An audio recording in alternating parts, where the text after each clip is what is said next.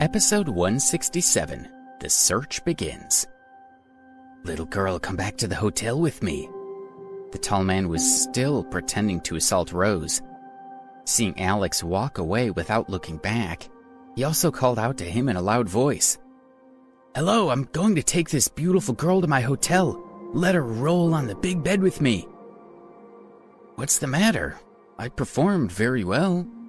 The tall man looked at Alex's departing figure and asked, "Rose, how come it didn't work?" He released her from his grasp, and Rose slapped him in the face and then beat him up a bit more.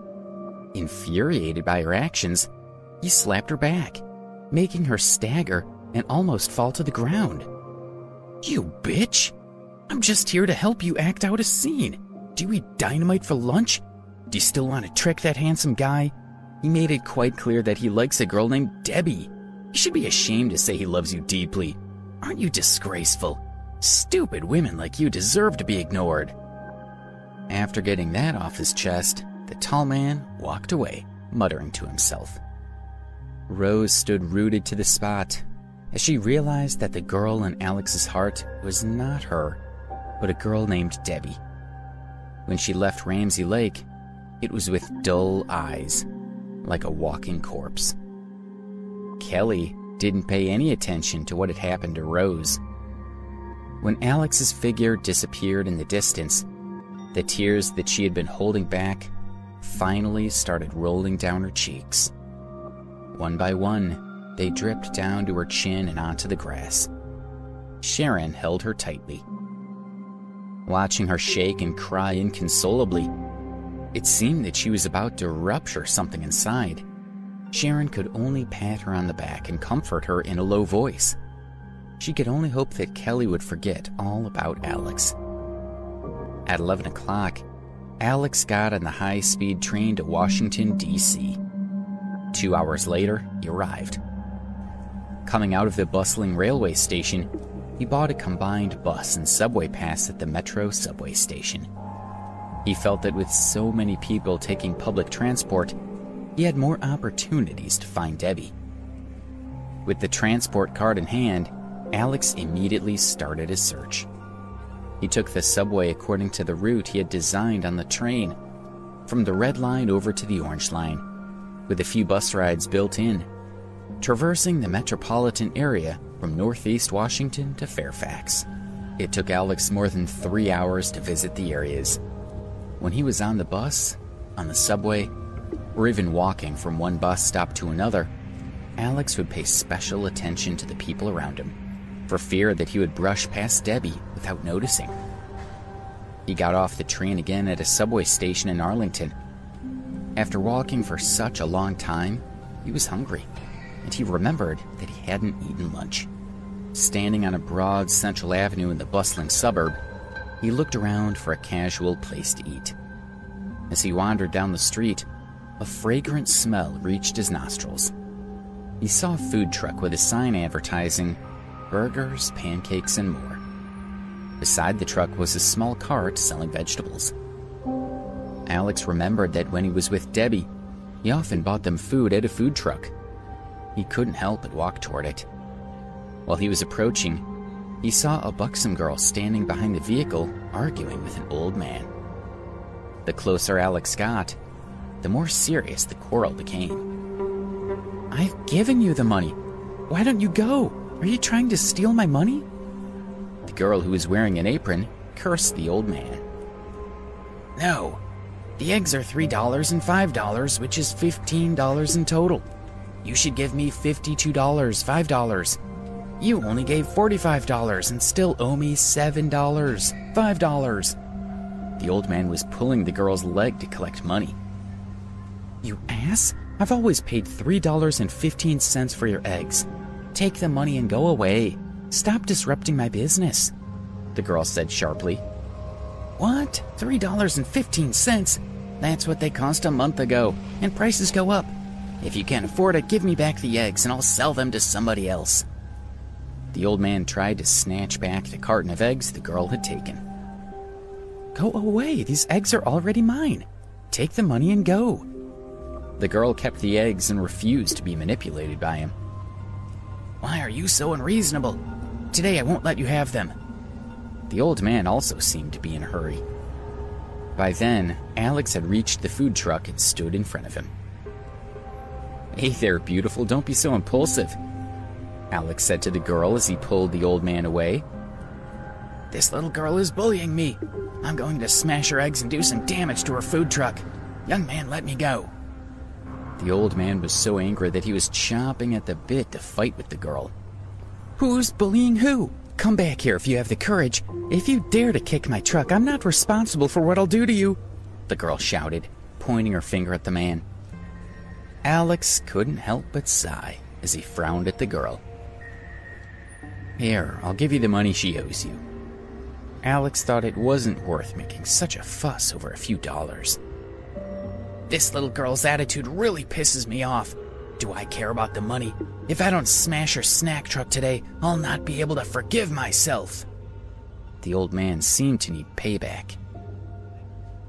"Do you think this is okay? Look, I'll give you $100 if you forget all this and just walk away," Alex said, after thinking for a moment about how to best handle the situation. "Let go of me. It's no use saying anything. Wait a minute. How much did you say?" $100, Alex repeated with a smile.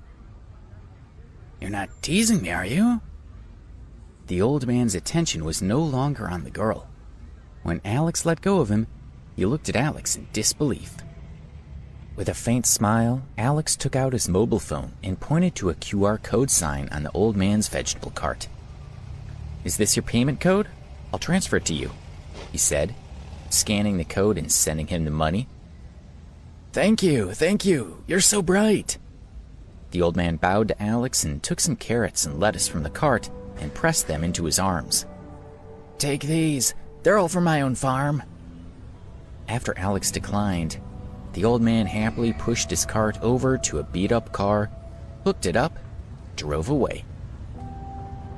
"Why did you help me?" the girl asked, staring at Alex.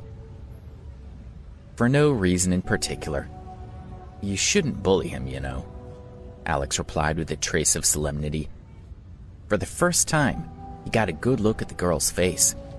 Her short hair was scorched, her skin was discolored, and there were scars on her face. It looked like she might have been in a fire. There was also some inflammation and a few open sores. In other words, she was really ugly. "You seem to enjoy bullying him. What's wrong with you?" Alex said to her, making the girl angry. "Okay, forget it," he added, sighing. It seemed that the girl had a bad temper. "I'd better stop talking to her," he thought. "Make me a pancake with ham and shredded potatoes on the side," he said. "I won't," the girl flatly refused. "You won't make it for me? I didn't provoke you." Alex was really angry. He had helped her out, and now he just wanted her to make him a pancake. Her attitude was atrocious. "You cared about me. I love what you did, but I won't do anything I don't want to do." She seemed to think there was nothing wrong with her reaction. Okay. Alex didn't want to talk to her anymore. He was tired from walking. He tore a piece of paper from a notebook in his backpack and put it on the curb, where he sat down in a huff to have a rest. He sat on the curb for 20 minutes. During that period, 5 or 6 passers-by came to buy food from the girl. He observed that when she took the eggs, her eyes flashed. It seemed that she thought that she had the eggs thanks to his help. He felt that she might have repented a little. By then, he had rested enough and was ready to take the bus to other places to continue his search, but his stomach was growling. He stood up, went over to the girl, and said politely, "Please, could you make me a pancake now?" "Go away!" She acted like a cat whose tail had been trampled on. "Why are you so shameless? Get out of here! Don't let me see you again! I'd feed the pancakes to a dog before giving you any." "I just want to eat a pancake. What have you got against me?" "What's wrong with you? I know I'm not good looking. Do you want to continue poking fun at me? Believe it or not, if you call me beautiful again, I'll take this pan and hit you over the head," she said angrily. Alex was stunned. In school, no matter how beautiful or ugly the girls were, or how old they were, they called them all beautiful. Alex had just said that earlier out of habit. But realizing that the girl mistakenly thought that he had been mocking her, he felt very ashamed. "I'm sorry, I didn't mean to mock you. I'm a college student. In school, it's a term we use for everybody. Anyway, I'm obviously not what you think," Alex said in his apology. "Really?" The girl saw his sincerity and felt less angry.